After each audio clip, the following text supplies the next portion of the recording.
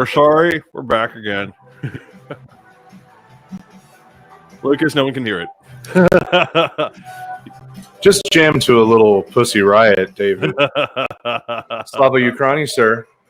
Slava Ukraini. So, it's Tuesday. We're live. And we're doing all the things we can to irritate Putin. If you're here, say hi. Welcome to Brewing Controversy. I'm Lucas. This is David. What's and up? Who we got here? We got Willow. Hey, look, Willow is right there at the beginning, right out the gate. Hello, how you doing? So how you doing, man? How's your day? I'm doing all right. I finally got my car back after 3 weeks. Okay. Are you like broke now? No. Thank you, thank you, USAA. I don't like your politics at all, but you have damn good insurance, so there's that. For those of you who don't know, whenever Lucas has a car problem, I like to mock him gently with what I pay for car insurance as opposed to what he pays. Yay, USAA. Gently with the all the finesse of a girthy big black dick versus pretty much. So that happened. No, lately I've just been trying. At first I tried to engage and then I backed off. Man, the tankies are just driving me nuts online. I can't take it. Tankies? Tankies are. The fuck is a tanky? All right, so Lucas, while I explain what a tanky is, I want you to go look up Urban Dictionary and type in tanky, Tankie. So for those of you who aren't going to do that, communists, tankies are Stalinist communists who basically are out there engaging in all the what's called whataboutism, which is, hey, what my guy's doing is bad, but what about this other time you did, like your guy did this other bad? Like they don't equate. They're both bad, but yours is happening right now, and it's a problem. And just the number of people who I would normally look to, like Facebook groups I would normally look to as allies of promoting progressive causes, and just the number of tankies that are running around in these Facebook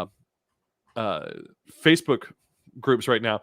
I want to believe at this point that this is Russian trolling at its best, trying to find a way, because they're not getting much traction on the right. Because Tucker Carlson tried to start out with the whole Putin's not so bad, he's actually the good guy here, and then that didn't pan out. His audience didn't buy it. So now, again, he's trying to go to the, well, all sides are bad and we should just stay out, line. And it just drives me up the wall. I'm like, it's like people who want to go in and be like, Maduro's not so bad. I'm like, yeah, he is. I mean, I'm a leftist and Maduro's an asshole. His opposition is assholes. They're all just assholes. They're all just fucking assholes. But we don't need to be, just because some guy's on the left doesn't mean we need to be claiming him. I mean, right. Exactly.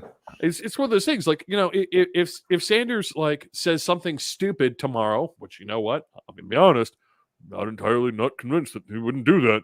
I mean, it's happened. I would be more than happy to be like, not my guy. So the same way I can look at Biden and be like, yeah, I voted for you because that was the choice I had, but right, not really my guy. Well, I'm doing great. I was off work yesterday because we did the family short trip to Vermont, and so I've now replenished my New England beer selection that I can cover in our beer breaks for a couple more weeks. I got some good stuff to chit chat about there. And it was beautiful. I'd never been there. It's gorgeous. I visited 2 different state houses on this trip. We went to Concord and visited the New Hampshire State House, where we had an accidental tour. What do you mean accidental tour? Well, unlike the Tennessee Capitol, the New Hampshire State House is not locked down like a fucking Guantanamo gate. And you can just walk in and look around because you already paid for the motherfucker. In Tennessee, you had to go a block away to an underground entrance and get through a gauntlet of state police And I'm not even really clear on whether or not you can roam the halls of the legislative No, offices you may not. in general, or if you have to have an appointment. And then you definitely aren't getting up the escalator under the street to the Capitol without some business or a school tour. So it was very off-putting but neat to be able to just walk around. And we ended up joining a tour. One of the things they pointed out is that most of their members are packing, so they're really not worried about security.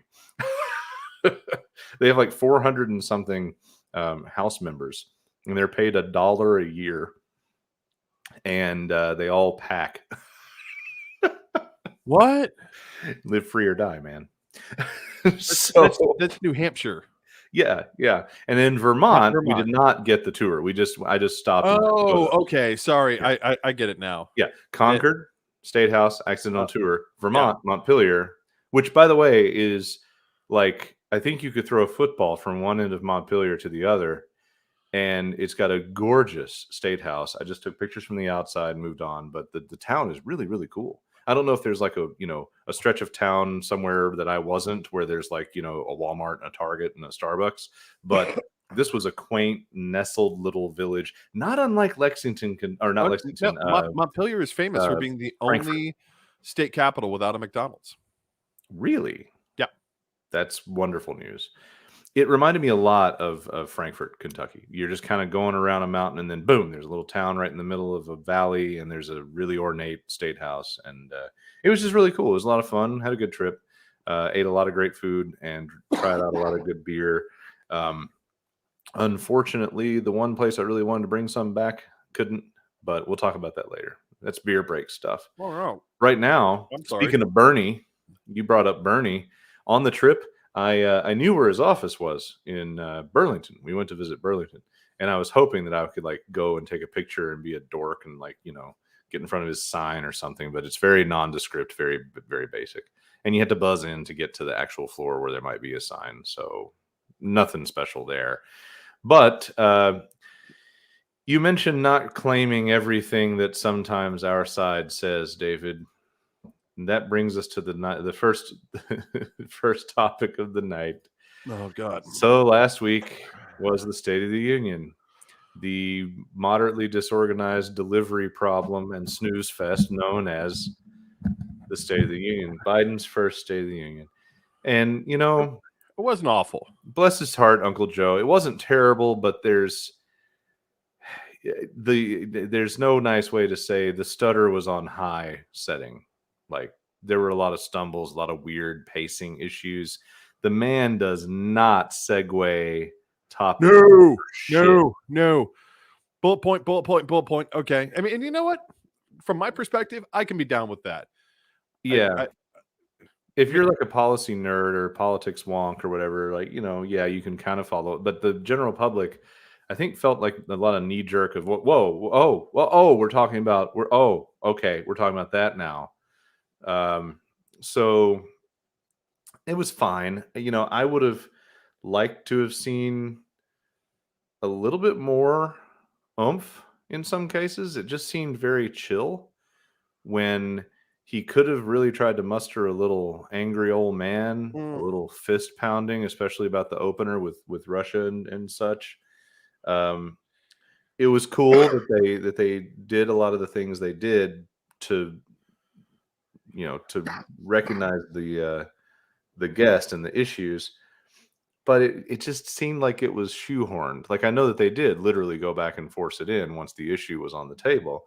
Oh yeah. Then, domestic stuff was, to me, not very hard hitting. The few bipartisan wins, as far as like recognizable mutual applause on both sides of the room, it didn't really seem like it played very obviously. And then, of course, there's the COVID thing. Like, not nearly like there could have been a lot of guts there, I think, that was missed. He could have taken this opportunity to thank the Trump administration, not Trump, for doing the work to get the vaccine moving, and then taken credit for the things that have been done. but then also cap that like sandwich off by pointing out, despite the neglect of the previous administration. And it really just seemed like it was a footnote in a weird way, but it's been a pretty big deal. And then there was literally not a lot of mention of a lot of other stuff. Now, I didn't watch all the bullshit responses, so I'm sure the progressive response or whatever touched on all that, but he didn't dig into some of that. And of course, the unfortunate highlight of the evening, Flotsam and Jetsam, fucking the harpies, 2 out of 3 witches, the fucking bitch ass Bobert and MTG heckling a lot, evidently more than what we all. Oh yeah, heard. apparently there were Republicans around them who were uncomfortable with the amount of action that was going on. Yeah, around them, and it's because they're not there for policy. They're there to get mentions. They're there to prop up their social media profile. They're there to one day become a well-paid Fox News commentator or a low rent Sarah Palin. I mean, Sarah Palin ain't paying her bills anymore either. Otherwise, because right now apparently her law firm that's trying to represent her in this defamation case against the New York Times, they're kind of looking at her being like, so we get paid when? Like, how many donations did you get this month? Because all those belong to us. Yeah. I feel like with those 2 bitches, Biden didn't have the mojo that I enjoyed. Like at least Obama had some mojo when it came to hecklers. He wasn't as like he wasn't the way I would be. Like I would be, yeah, motherfucker, yeah, keep talking. I would like goad them from the mic. I mean, I would be a totally different person about it. But when the dude, I forgot who it was that heckled him in his State oh yeah, you lie. Right. He gave a stop. Like he gave a brief, like, really? Like he gave it some denouncing attention. I really could have served it could have served Biden to be much more on it. I don't know if he could hear what they were saying. I'm not sure how well that chamber works for that. It's designed so that sound is supposed to reach the front. It's designed. The acoustics are designed that way. So if he could hear them, I'd have really like wished that he could have just stopped and looked at them and said, "Ladies and gentlemen, this is the respect the Republican Party actually has for veterans." And this is this is the problem is Biden keeps on wanting to play this game where he believes that there's some sort of path forward that where there's something between the two sides where they can meet in the middle. And the problem is, I'll give an example of how extreme it's gotten. So most people are familiar with the Texas abortion law, where basically the state isn't enforcing it; it's just everyone else enforcing it, which is entirely illegal and goes against 1,000 years of jurisprudence for every common law country. But now they've drafted new legislation, not in Texas. Missouri is trying this now, where because apparently Planned Parenthood in Illinois set up a clinic immediately across from St. Louis. Like literally, you drive over the bridge from St. Louis and there's the Planned Parenthood clinic, because Illinois has no problem with reproductive rights. So Missouri is trying to pass a law that if you help anyone cross the border to have what is completely legal procedure in Illinois, you get to do the whole same suing thing. Normally I would just say, doesn't that fly in the face of a ton of things? But evidently none of that matters anymore, because we have at least 1 or 2 nuts on the Supreme Court to make sure that it always gets handed that way. By the way, hello Andrew, hello Brian, or Mick Bryan. These guys have joined us as well. If you're here, feel free to say hi, raise your glass or your bowl to the roof, and we have both, except mine just has tobacco, and I'm not smoking as much of it since it's allergy season here in the South, and I am in the midst of trying not to die. That's right. You actually have like warm stuff. Right? Well, no, it's 45 degrees today, so I'm doing much better today. A couple of days ago, I like Brian's it was question, and I rough. think the answer is, hey, if they get their way, sure, sue people for selling gas to someone that lets them get an abortion. Fuck it, everything's on the table at this point. Yeah. But no, I mean the Biden is still. I mean, it's the same problem with. We'll get into this later with Ukraine, but it's the same problem. But Biden is stuck in this old mode of doing things, and there's a large portion of America. The Washington Post had a great article today about, again, talking about my point of we don't have two parties, we have two coalitions, Hmm. and you know there's a large portion, and what the irony is, as the article pointed out, that the moderate wing of the Democratic Party has only gotten more conservative as Yeah. the Trump, as the Trump wing of the Republican Party keeps on gaining ground, um, and Republicans flee to the quote unquote moderate wing of the Democratic Party. The problem is, of course, that it's they're just bringing Republican light over. Yeah, absolutely. And Biden thinks that he wants to cut a deal with these people, and I'm like, dude, you Well, can't. it seemed like the kind of old school speech. It seemed like a Clinton era speech. It seemed Yeah, like the kind yeah, of thing where you take some language that you know the right will appreciate and you make sure it's inserted, like the fund the police thing. Like he didn't need that. no, He could have just he did simply that. said, He did that just to throw some shit at at the progressives. right. That was the only reason for that. All he needed to do if he wanted to address police would be to say defunding the police is not something that we can accomplish in the way that it's been presented. It requires more thought. We have to fund the right resources when we talk about defunding the police. Like he could have done something, but he wouldn't have gotten the bike, the dual party across the aisle applause line. No, And I because just he's don't think that there's a need for it. And I'm tired of this decorum, the kindness that seems to be, even Obama did it. Trump tore the door off the hinges for being assholes to each other. yeah. And it's time for Democratic presidents to stand at that podium, say stuff that's perfectly reasonable that any American should be able to support, then turn their head toward that side of the house and say, really, none of you can stand up for the basic dignity of whatever the fuck it is they just said. Just identify them. and and Call and the enemy out. he's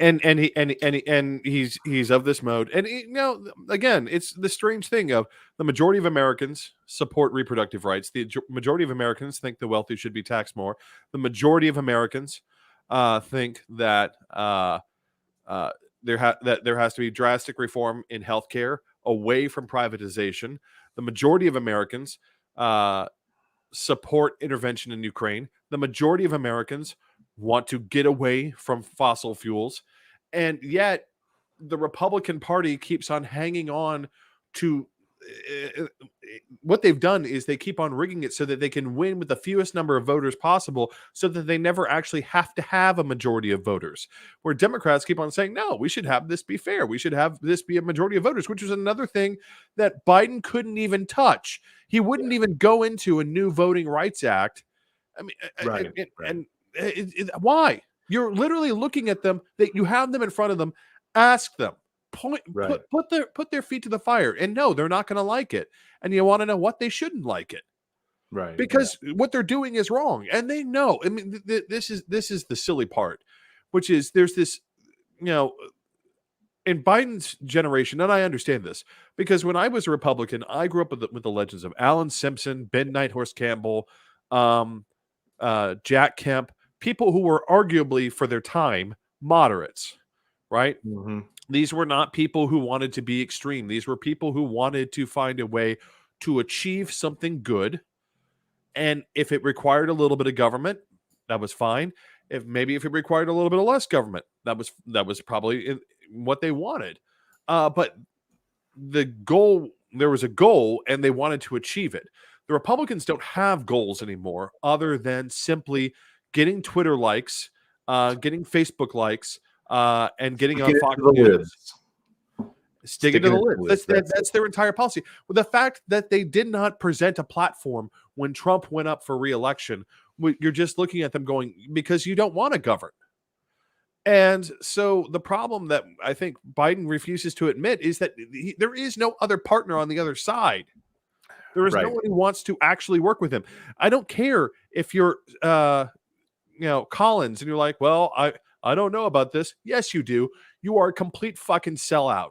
And the only reason you still have your seat is because the main Democratic Party decided to latch on to the moderate teat and put a no-name party functionary in the form of the Speaker of the main House up for senator instead of a plethora of other people who wanted to take that spot and would have generated actual interest by the citizens of Maine in having them be their new senator.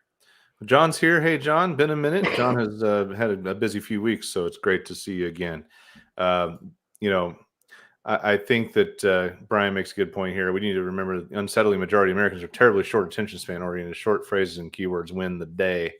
TLDR. Yeah, you're not wrong about that. And Real Biden quick, didn't have David, any of those. He didn't have any good one-liners. Not really. No. I mean, and I'll be honest. The Republican response had some one-liners. One-liners that I was literally having to restrain myself. Lucas, like we were texting back and forth, and I was having to restrain myself from throwing my computer across the fucking room. I mean, it was bad. It was real bad. I mean, I was a little drunk by that point, which made the whole idea of throwing my computer across the room that much more appealing at the time. I mean, let me point. He did have good lines that he drowned with his impossibility of transitioning topics. Like, no need to choose between safety and equal justice. He stepped on his own line with that and went to the next fucking thing. Like, he did it constantly all night, stepped on himself, didn't let things breathe that needed to breathe. And then he had built-in breaks for shit that didn't need a breath. I mean, to me, so okay, highlights and like high and low. What do you think your top and worst? My top is the kid's birthday. Like, that's my favorite fucking thing in the whole fucking thing. Like, the little kid that he recognized and then told everybody it was his birthday, and the look on the kid's face is like, oh, this is amazing. The president, did you see that? The president just said happy birthday. Like, he looks so fucking happy. And the low point, of course, is the two foul fucking twats yelling at him while he's trying to talk about his dead son. I'm going to go with the high point being his attempt to be somewhat Rooseveltian. I say somewhat Rooseveltian in his speech at the beginning with Ukraine and trying to rally common support for that. The low point was, I think the Uncle Joe. I mean, I'll be honest. The Uncle Joe stuff just pisses me off. The folksy, hamsy.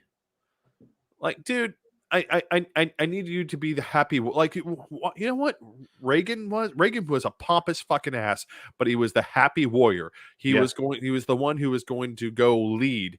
And the problem is, I don't trust Uncle. When you're that folksy, I got to look at you and be like, you have the nuclear football. I don't need you to be folksy. I need you to be tough as coffin fucking nails. Right? Yeah. I understand that, this plays well in Scranton. That's great. Mm-hmm. You want to know who the Russians aren't going to fucking nuke? Scranton. Yeah, right. Apparently Nashville's been updated on the nuclear target list. We go along with New York. This is not okay.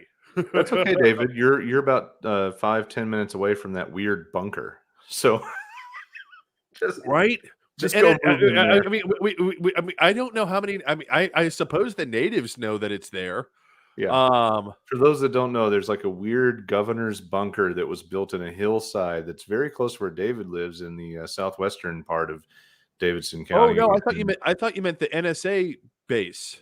No, I mean like the weird bunker that's now for sale. Like, Oh, that. Yeah, there's yeah, that. So, but there's also the the weird NSA. fallout shelter that was built like whenever the fuck, and it was the governor's thing. And yeah, But there's also the weird on Love Circle Hill. There's also still the oh, that, abandoned, yeah, yeah, that thing. the abandoned NSA base. Yeah, that's funny.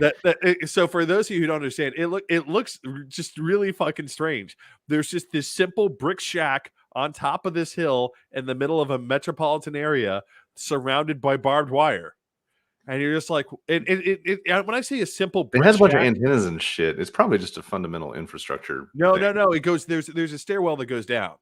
Oh, Yeah, no, that's the silly part. But I mean, it's you just like the put the least. lost code into Right, it's just the into a least combination. well disguised. Apparently, it used to be an old.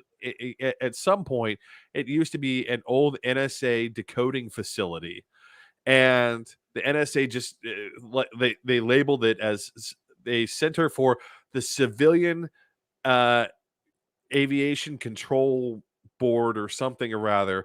And I was like, why does it need barbed wire? And why is it just a little shack? That doesn't make sense. You said there's a bunch of radios in there. Like, there's barely enough room for. Oh, it's a stair. Oh, it goes down. What's Uh-huh. down there? Oh, okay. Apparently, we can't know. I'll be honest. I'm going down there. I'm going Yeah, there all you the go. way. And because I mean, it's a big hill, It is a big hill, and and this thing sits it's on a top of weirdly it. bald hill. Like it looks like a Friar Tuck. There's houses and trees, and then it's just bald. And if you're a native and you've never gotten busy or made out on top of Love Circle, shame on you for not being a real native. I have never done anything on top of Love Circle. Shame on you. You've never been run off by the cops with your blanket spread out while you look at the skyline I've been run off by the cops, but at Love Circle while making out with a chick. no. Turn in your Nashville card. You don't get to give me shit about being a Murfreesboro kid anymore. You've never made out with anybody on Love Circle. I mean, I might have, but the only time I got run off by them was because I was drunk. Of course, the whole hill now is sullied by John Rich's house sticking out from the side of it like a zit on a titty. Right? Which his house is cool. It's just that it's John Rich's house. Anyway, Brian points out Biden's not a statesman. He's a nice guy that got elected because he's not Trump. That's a good point. Yeah. Also, Mark is here. Hello, Mark. Thank you for coming. I'll tell you my 2 wishes later. Or maybe it's a wish apiece or something. Anyway, yeah, it was just a meh. It was meh. That's my basic take on the State of the Union this time around. Anyway, speaking of shit that he should have taken on with a lot more balls, David's all fired up, y'all. I am fired up. David is hot. He's coming in hot because I'm fired up again. This is how I roll. This is how I roll. I am fired up, and the reason I'm fired up is because right now they're making a big deal about the fact that it's hitting $8 a gallon in LA. I'm going to be honest. If I'm a betting man, I would bet the on the floor for gas here in about 3 weeks is going to be $5. That's going to be the floor. So here in Nashville, I'm probably going to be paying 7 or 8. LA is probably going to be trying to charge $12 a gallon. New York, they're probably going to be trying to charge $12 a gallon. No one's going to fly. That's just right off the table. I hadn't thought about that. But right? Yeah. As expensive as what we just did was, and it wasn't that big of a deal, and it was purchased like a month and a half ago. Right. No, we're like that's right out the fucking window. You're about to be a train bitch. Couple even higher prices with the delayed flights that we had on Southwest, and it's just a pleasure fest. Now, I mean, but the problem is that there's no reason for any of this bullshit. There really isn't. We don't. First of all, we don't buy oil from Russia. Actually, not that many people buy oil from Russia, coincidentally. They buy gas. Natural gas, yes, but also petroleum. In other words, the refined shit. Mm-hmm. Now, so you ask, well, of course they do, because Russia has refineries. Well, we have refineries. Our refineries can make tons of, automotive gas and aviation fuel and all the rest. So why is the price going up? Greed, Bingo. Big bingo. Big bingo. Big gouging, bingo. profiteering, and Oh greed. my God, it's a bingo. It's so blatant and it's so bad. It is what pisses me off. We have plenty of refining capacity, and you hear refiners constantly talk about, oh well, it's some sort of environmental regulation that's preventing. No, no, no, no, no. It's all. I guarantee you, it's all 100% bullshit. These guys could be going balls to the wall. So I have an uncle that works in the refinery in Wyoming. Do you want to know how much Wyoming cares about the environment? As far as Wyoming is concerned, the entirety of the rest of the planet can go fuck itself straight to hell, and Wyoming wouldn't care. Wyoming might actually prefer that actually happen. And Are you saying that they're pro environment or don't give a fuck? they don't give a fuck. Oh, They don't okay. give a fuck. Like So everything they else. treat the environment like a drunk Cheney driving down one of their highways. Exactly. Because this is Cheney's home state. They could be going balls to the wall 24/7 making gas, but they don't want to, because if they hold back first just a little, then a little bit more, then a little bit more, then a little bit more, then a little bit more, a little bit more, a little bit more, a little bit more, and oh my God, my profit margin is what? Right. I'll be fucked. I mean, this is stupid. And I don't think wanna any point this out. thinking This is person believes that this has got as much of an if-then equation on a daily basis as the jack-offs sticking little Joe Biden stickers on gas tanks would have you believe. well, In fact, those people are why I'm going to start packing a Magnum Sharpie with me when I drive places, just so that I can write "blame Trump" next to it. I mean, I don't understand where these people are thinking, because and it isn't just the oil companies, right? It isn't just them.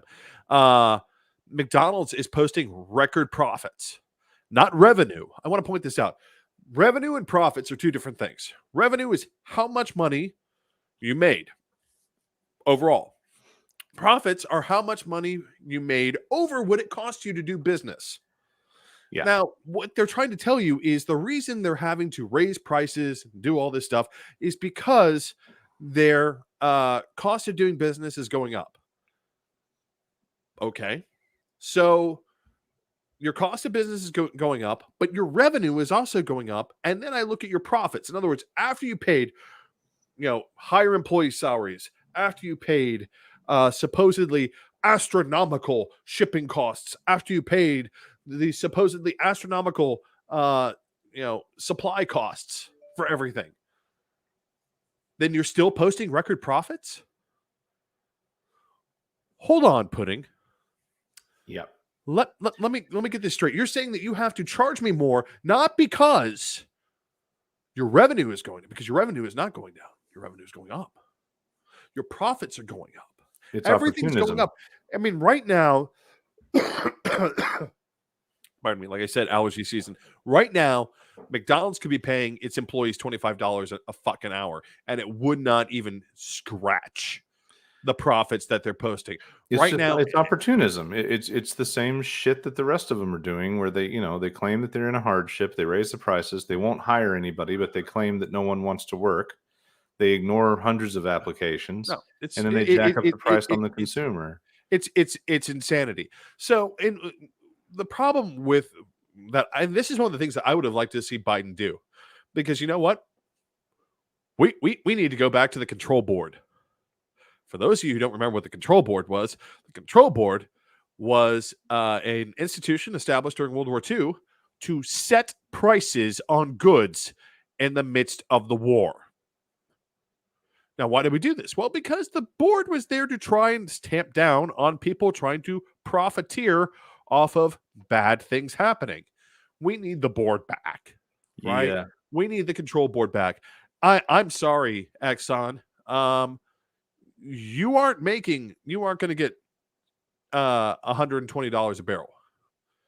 The price that you can sell your oil at is $90 a barrel. That's reasonable. That's reasonable on the market because, again, Russia's not selling oil. Right. They're not selling oil.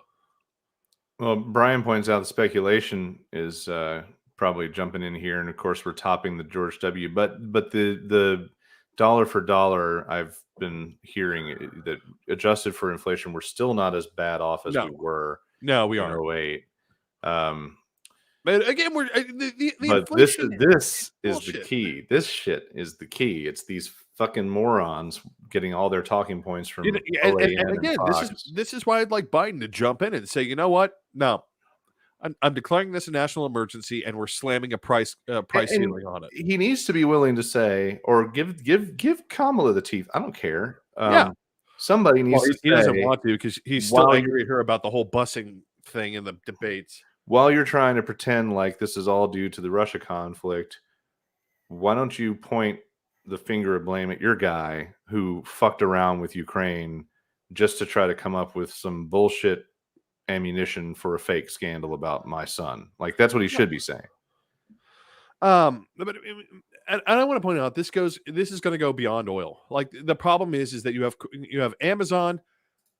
Amazon's got a new shtick here, which is right now you pay Amazon for every year. If you're a Prime member, this year you have to pay a little more, don't you? Yeah, it's up to like what, $120, $140 a year. I don't remember. Right now. Pay attention to that one. It's not. But now they've got a new shtick where the guarantee that they gave you with Prime of 2-day delivery. Well, I mean, if you want 2-day delivery, you can have it, but maybe that might not be as cheap as if I deliver it to you in a week. Right. What? Hold on. You told me 2 days. I paid you for 2 days. Listen, Bezos, you can fuck off straight back to whatever fucking planet you're trying to get back to. If you think that I'm backing off that 2-day thing, because I like that 2-day thing. You know what you need to do? You need I to haven't hire more encountered people. any of this weirdness. No, so before they're they like had building in a pricing structure on the product. Right now they're trying to incentivize it, right? So if you decline 2-day delivery and say, and I'm used to this idea, the whole Amazon day, which is you get all your boxes at once. I'm like, well, I'm just ordering one product. Like this happened to me the other day. I'm just ordering one product. I just need 2 of them, right? Oh, yeah. So you have them right next to each other on the shelf in the warehouse. They're sitting right there and right there. Right there. Next to each other. Just take 2 off the shelf. Then you put the label on and you send them to me because I need 2. And they're trying to say, well, we'll give you a credit of $1 on select goods. It's not goods. It's on digital products. Yeah. Which is weird because you get a lot of digital shit included in Prime. I mean, I guess in a way you end up with a free movie rental eventually. But I mean, yeah, I mean, but the thing is, or a purchase, but I don't ever buy movies. I don't buy digital media to keep anywhere but Apple's. No. You've never been in an Amazon warehouse. You know what. I assume you mean not what of you speak. I assume you touched a nerve for Mark, but he's right. It is actually not safe to bet that the entire population of employees that really have to pee combined with robots in the Amazon warehouse actually stores anything next to anything similar. Why would you not do that? That's the most logical way to do this. This is like the Defense Logistics Agency, who can't ever find whatever the fuck they buy. Probably one of the ones that you bought is in the limbo of a return that they can turn around and it's closer to the door, and then the other one is where it belongs, and so that one takes another day, and who knows. It's got to be nuts. It's going to be illogical and weird, disguised as efficient and groundbreaking, of course. I don't. But back to the point. This inflation is bullshit. It's not real. And I want to go just a slight bit deeper before we move on to the beer break. It's the systematic bullshit. And I want to come back to something we've talked about before. House prices, right? Building keeps on happening. We keep on building more houses. We're building a shit ton of houses. Yeah. We're building a shit ton of apartments. Why the hell does the price of a house and the price of an apartment keep on going up? Inventory is low. Inventory is low. Why is inventory low? Oh, because a bunch of rich assholes bought them and are using them as collateral for investment. And rentals, and short-term rentals. No, they don't give a shit about that. I'll be honest, they don't give a shit about the rental. They half these places they could not give. They literally could wipe their own ass, look at it, and that would be the same value to them as renting out that apartment. No, what they want from it is they want the ability to borrow against the property. I mean, this is one of the things I keep on coming back to. Why are the rich continuing to get richer and the poor continuing to get poorer in this country? And the answer is always this extreme access to easy capital that the rich have built in for themselves in the current market. And until the poor have access to easy capital, until we decide that we're going to follow, finally start doing things like government financed microloans for whatever. Until we can't do government financed microloans because God knows if we did government financed microloans, the entire payday loan industry would go under in a heartbeat. Yeah, those fuckers have some lobbyists. Hey, it comes back to getting rid of lobbyists. There's a thing. But you know what? Also, David, honestly, and I know that it's going to sound like I'm just trying to preach how good I am. Anyone can do this, but honestly, like, we have a cultural problem with the regular person standing up for themselves against corporate dickheads. There's an ingrained cultural yeah, they're a loon. They're always like, if the one person stands up, they're a loon. And right. and so I'll remember examples of, like, even there's an old example, there's a new example right now, which is Sweet Baby with Jason Momoa on Netflix, which is a guy who stands up trying to against the healthcare industry. The old example that I always liked was John Q with Denzel Washington. Yeah. He takes half a hospital hostage to try and get his kid the transplant that he needs. Well, those are the extremes. I think if we all, it's kind of the same way I feel about police, right? Like, if we all on the daily live and breathe a common people's rights mindset and speak up on a regular basis, it won't be this bad.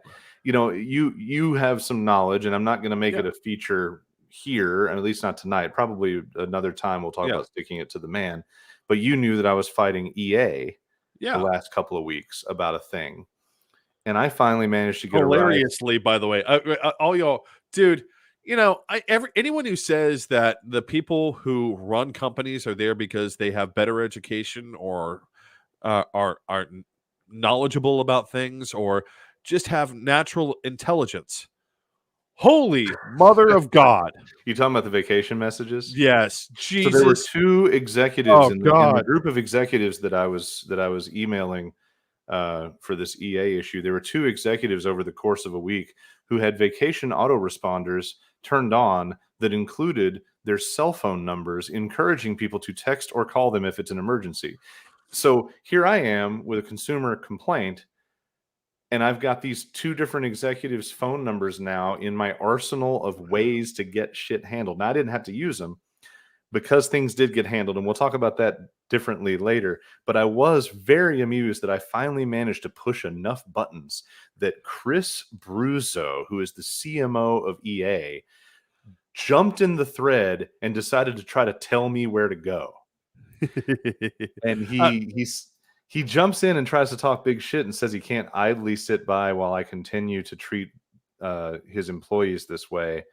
And I told them they needed to be better humans. And he tried to turn it around on me and said that if I'd like to discuss it further, I could email him. And I replied and said, well, Chris, it would appear that you've already responded to that email since you're here writing this now. How about if you want to talk about this, you use my phone number in my signature, and then we'll have a conversation. And the motherfucker pieced out. Like, he said, our conversation is over. Like, you pussy. I just want to say one thing to Mark real fast. You're right. Sweet Baby is not about the healthcare system. You are quite correct. It is an element to the story. That would be my argument. Good point. Yes. So we'll talk about that one later, because I'm not done with Mr. Chris and or Mr. Bruzo. I have a planned additional salvo to add to the end of the equation, but once I get through that, we might talk about how people need to stand up and stick it to the corporate man. Because at this point, my spending 30 minutes of my time when I've been fucked by a large, rich corporation has paid off 3 for 3 now, where I've had a response from the executive level. I've taken on AT&T, Domino's, and now EA, gotten my shit fixed in a very reasonable way. And in 2 out of 3 of those situations, had leadership agree that this was a ridiculous problem and that they're glad I brought it to their attention. Now, that's just placating, but, at the end of the day, they don't give a fuck. Just like the rich-ass executives at EA don't really give a fuck. They ruin everything they touch. But we'll talk about it later. It's time now for a very special part of this week's show. It's going to be a little different beer break. If you're out there with a beverage, this is going to definitely be the time to raise your drinks up high. We're going to take a special spin on this one. We've gotten some very festive elements of the current situation.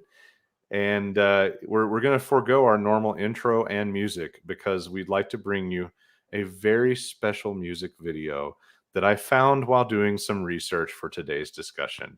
So, ladies and gentlemen, pop open your new beverage, your refill, your next soldier, whatever you are ready with, or in Brian's case, light up that next bowl, and kick back and enjoy our temporary special edition intro video for today's beer break.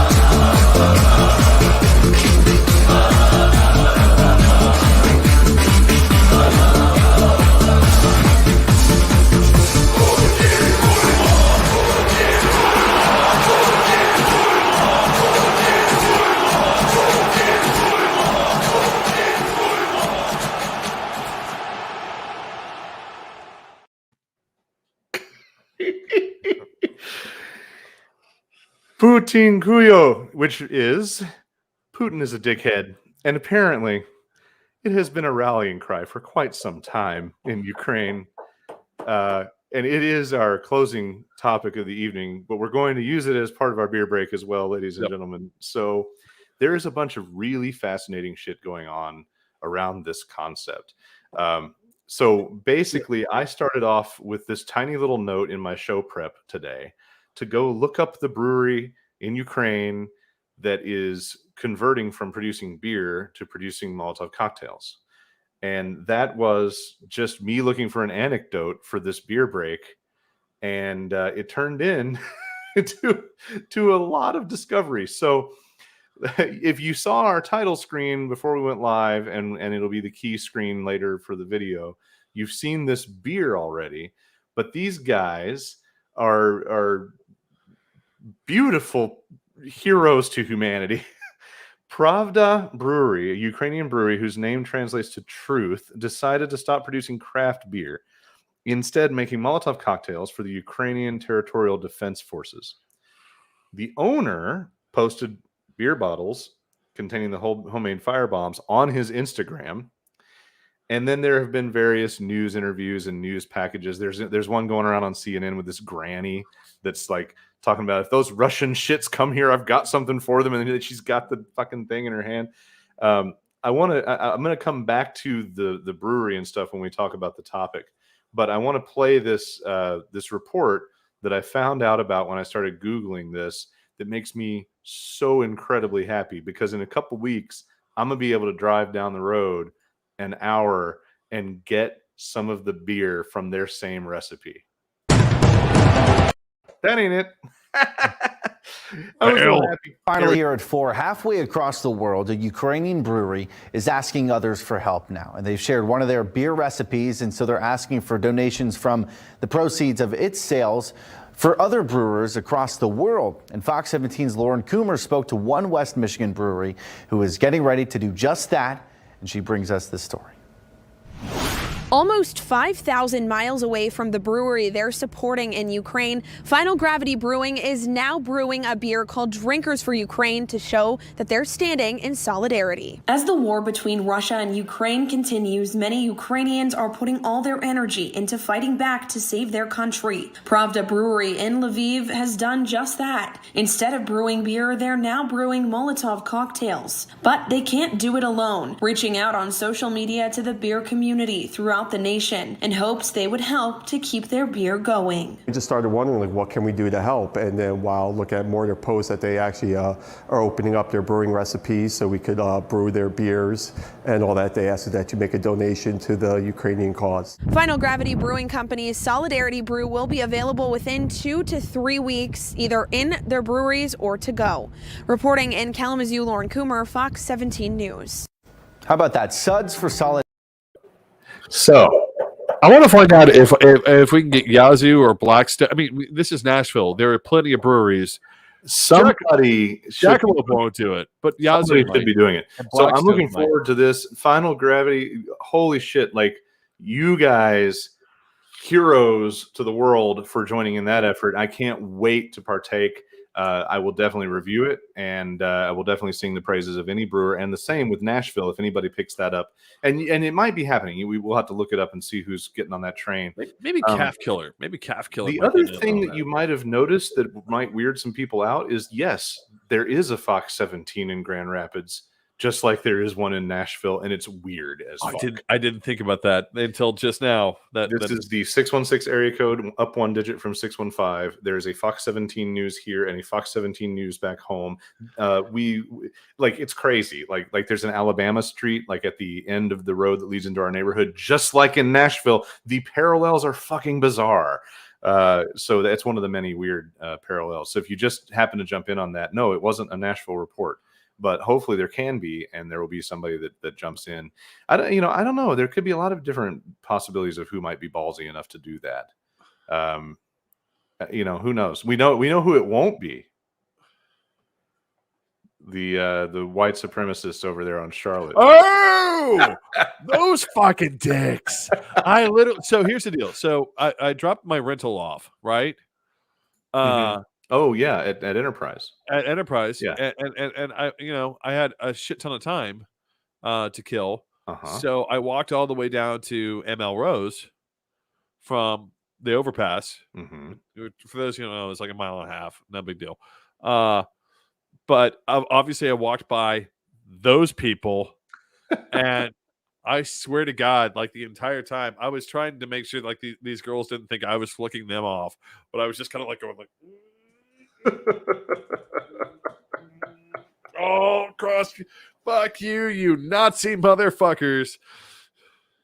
You know, Uh, it's Bold Patriot just because we might as well. No, I refuse to say their Um, name for a reason. I don't want to give them any media and they press. had good beer, and we did a broadcast from there before we really knew We it. But did. apparently, they had a lot of problematic stuff going on. Woo! I guess the ammo garter tattoo on the incredibly hot bartender, Yeah, and the all sheer the volume Nazi of Barbies blacked out should have. vehicles with police flags on them should have been a Yeah, thing that the we number of Nazi Barbies connected. should have been a clue there to Eh, us you when know, we were there. hopefully that's something that's fading. I mean, I'm all for giving people a chance to correct anything that happens to them socially in the beer market. I mean, look, Founders had issues with sensitivity and diversity issues, and they really corrected it. So hey, maybe they can turn it around. Who the fuck knows? They're Anyway, I Nazis. threw this up on the screen. John pointed out that tune slaps. It sure does. And I found it by being on Wikipedia, looking up the phrase and finding the little OGG file available to play of people singing the song. It's very simple, and I appreciate Brian's round of applause on that. Brian wants us to play the clip again. We'll play it out at the end. We'll play out. We will. We promise. So on to the beer, David. You're just You pouring. go first because here's the thing. I just poured mine. It's going to be a minute. We've got to settle here for a moment. That's fair. Well, then I will continue my New England beer journey. So here's where I started tonight, and then I'm going to crack my other one open. So one of the places that we stopped was a cidery, Cold Hollow cider, and we enjoyed a flight of various ciders. Very, very cool. Lots of different good stuff, and we'll talk about and review that later. But while there, I was in their bottle shop, and they had a lot of different local beers available as well as their cider. Then they had grab bags, which is perfect for this scenario where I want to try a whole bunch of different beers. And I bought a grab bag, very, very good price, like $6 for 4 different craft beers of mystery. And one of the ones I kind of secretly hoped would be in there was in there. And it's Zero Gravity's Green State Lager, which just on label, I was so into it. And it's because this is the kind of beer can that you see in your grandpa's garage, like sitting up on a shelf. Like, this design is so retro and basic ass America. But it's exactly what it says it is. It's a lawn mowing, building shit out in the back of the garage kind of man's lager, 4.9%. Crisp, easy drinking Pilsner beer, noble hops, perfect balance, blah, blah, blah. Yeah, I mean, it's fine. It's not nasty. It's not like, piss water Bud or something, but it is exactly what it says that it is. It does come in with a decent rating. It runs about a 3.5 star. I really appreciated that one was in there. I was kind of hoping it would be.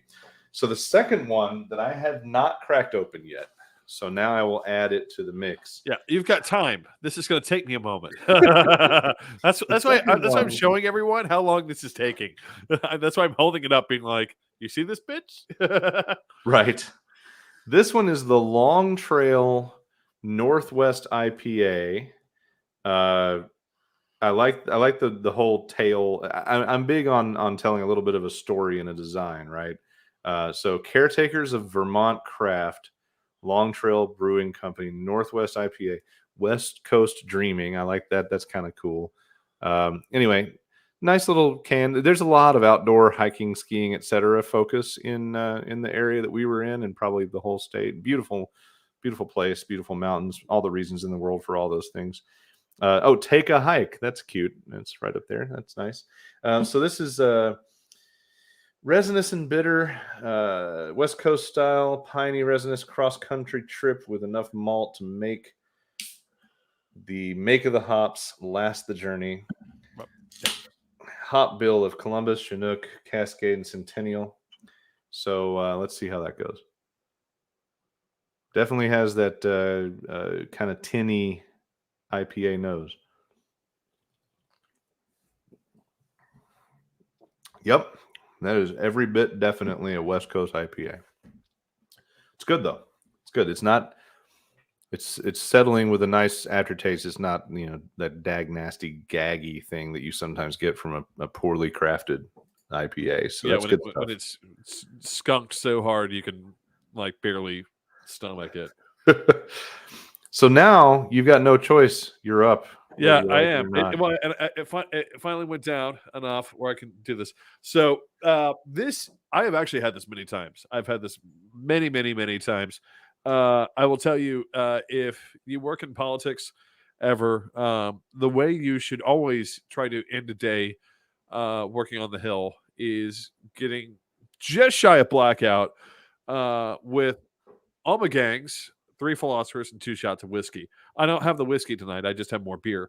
But no, 3 philosophers is quite possibly one of the best beers ever made. I've been waiting for them. So here's one of the things that why I haven't done this beer on the show before is because Red has had this, and I can find 3 philosophers in a lot of places, but in many times you find it's in cans, which is fucking blasphemy, or it's in 12-ounce bottles, which is also blasphemy. The only way 3 philosophers can be properly enjoyed is from a giant bottle. Now, I'm not doing my typical thing, which I would be doing if I was on 8th Street again at Finn McCool's, which is just chugging this out of the bottle and trying to forget the fact that I work in DC. Instead, I am trying to be somewhat civilized and pour it into my stein and drink it. Oh, it's so beautiful. Oh my God, it's so fucking beautiful.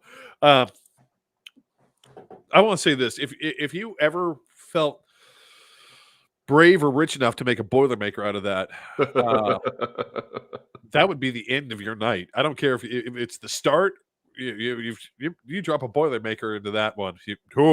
No, you're done. It has this really cool.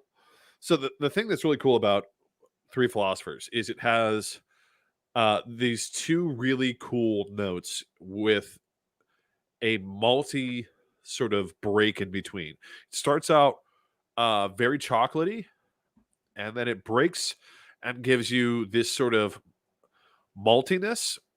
And when I say chocolatey, I mean bitter chocolate. So it starts off with a bitter chocolate, very clear bitter chocolate note, and then it gives you this, moves on to this like sharp malty mid note, and then it finishes with these cherries at the very end, which just completed. It sounds incredible, and I don't know if I've had it, but it sounds incredible. And unlike you, I didn't dislike their Game of Thrones beers. I actually had a couple of those I really liked. A couple of them were trash, but I'll tell you the other one to get from them is their farmhouse saison, the Ommegang farmhouse saison. The stuff that Ommegang makes for itself is all great.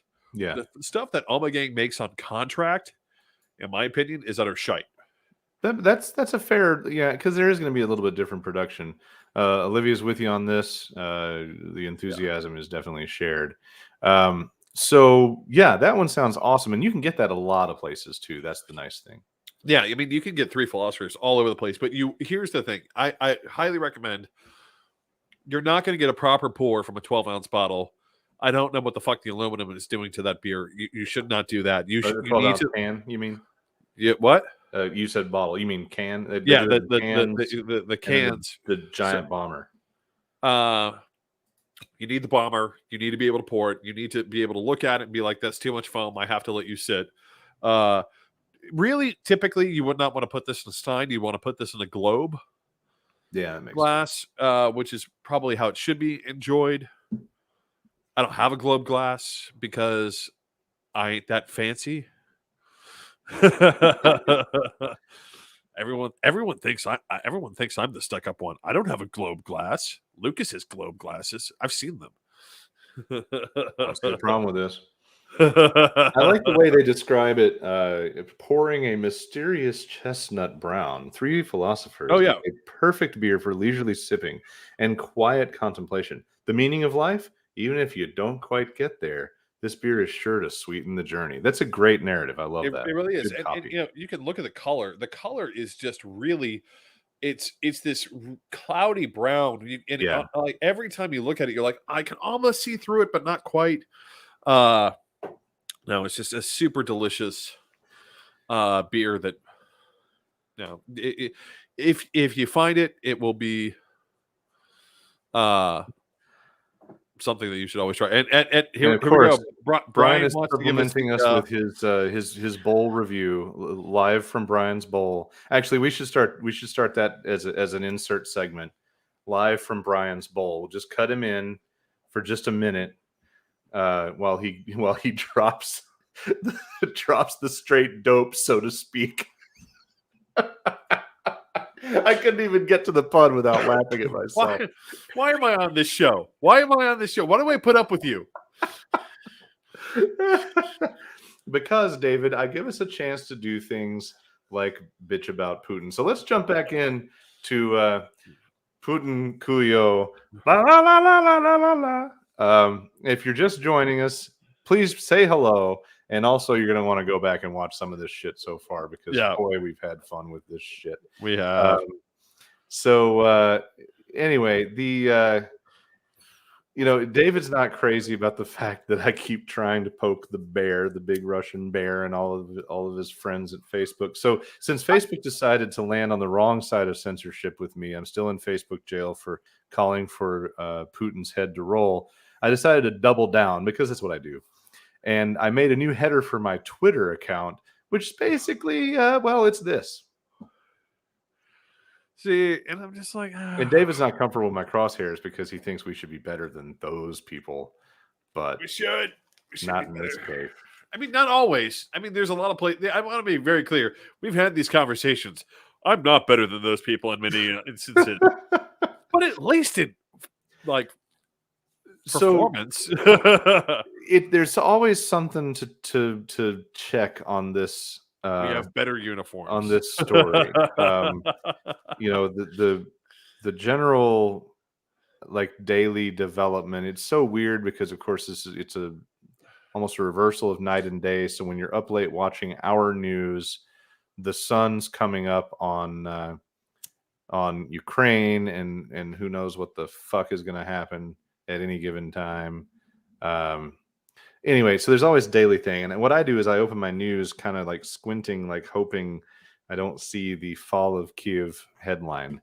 And so far, it's not been that. And the triumphant part of this, there's a lot of ugly, nasty, fucking terrible going on. There are dead families in photographs. There are Russians blatantly shooting at civilians. There is war crime after war crime after war crime, lie after lie, agreeing to safe passage only to go ahead and fire on people. Safe passage only if you go to Russia or Belarus. There's all sorts of fucking horrible bullshit. But there are these triumphant things, and that's the reason why I thought it was so fun to discover this whole beer Molotov cocktail shared recipe thing, because it's one of those triumphant pieces.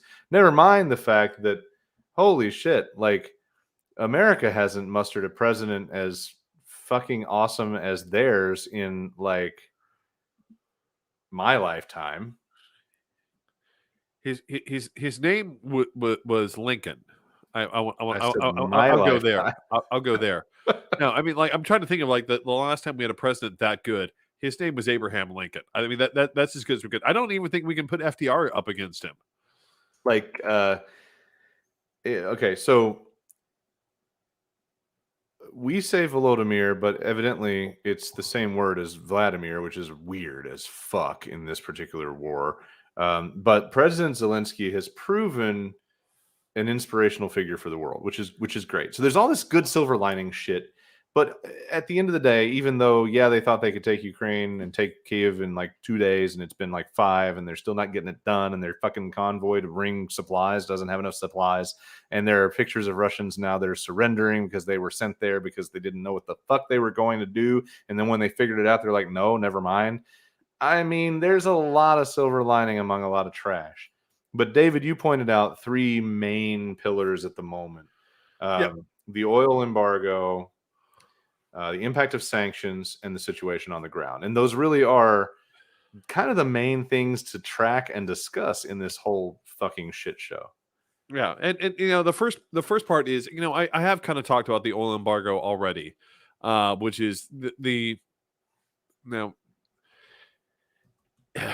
Is it going to really change things for Russia? No, because Russia is just going to divert all its supplies to countries that aren't sanctioning it, which is China and Pakistan.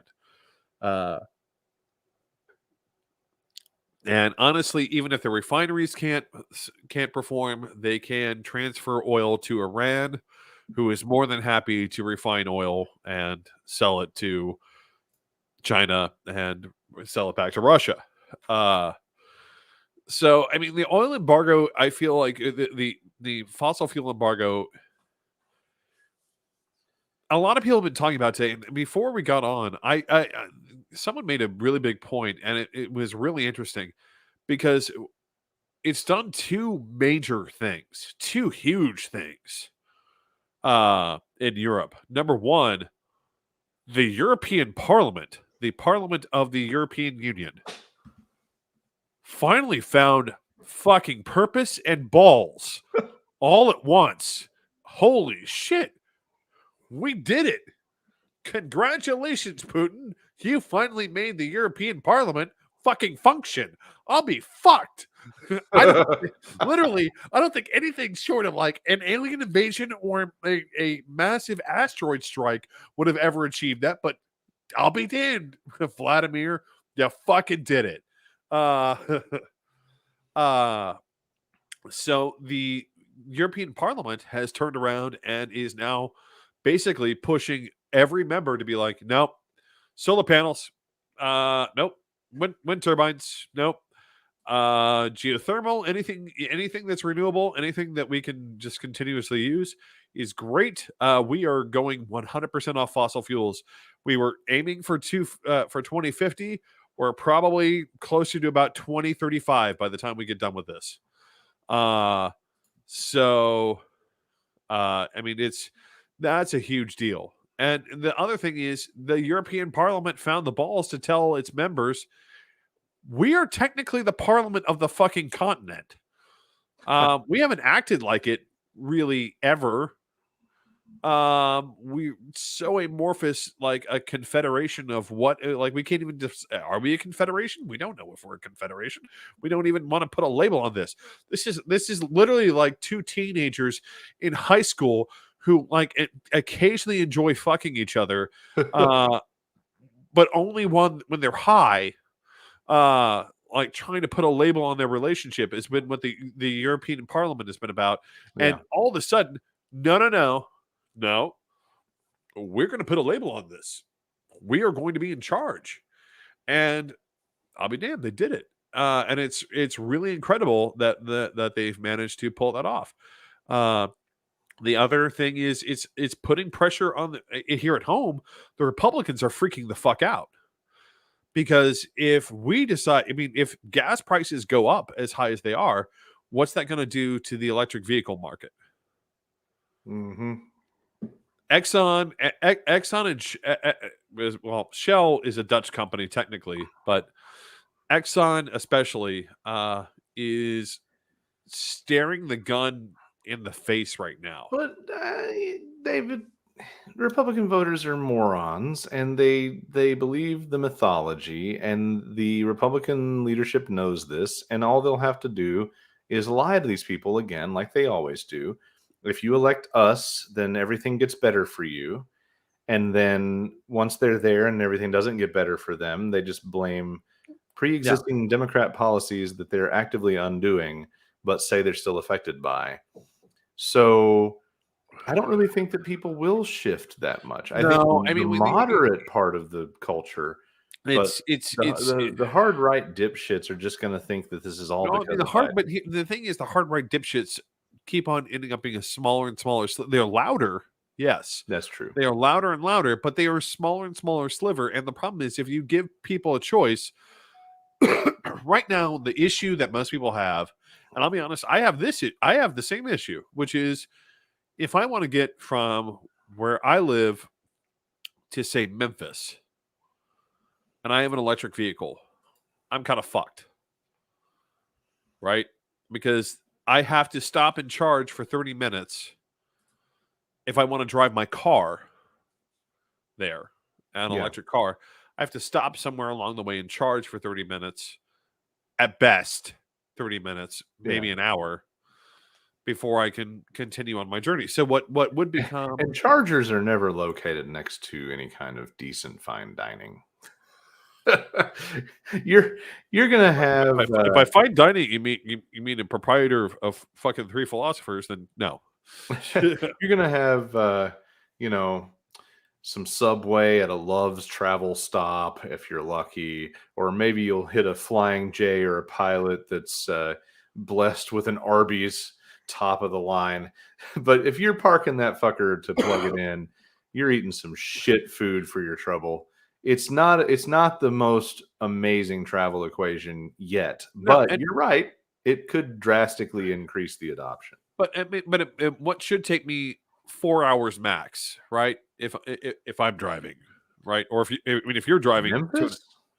4 hours max It's 200 miles. It shouldn't come anywhere close to 4 with traffic. I mean, Getting guess. out of Nashville. All the way out of Nashville, maybe.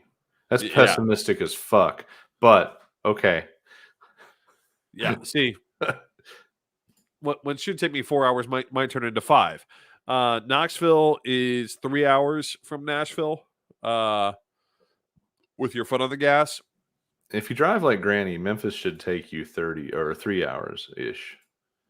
But traffic could, traffic can be. I want people to clarify, like, Lucas somehow has this magical ability to avoid winning the game that we used to call trawling for troopers. Not always. When Lucas likes to say that that it's 3 hours. No, it's literally like 60 out of 200. It's and 60 is like way slow for most of I-40 is like 65, 75. So I usually hit, that trip road time is usually 2.5 hours to me. But I've also done a really ridiculous Atlanta trip in something under 3. Yes. That was an interesting night. Yeah, I know. That is not something we're discussing right now. We have not had enough alcohol for that shit.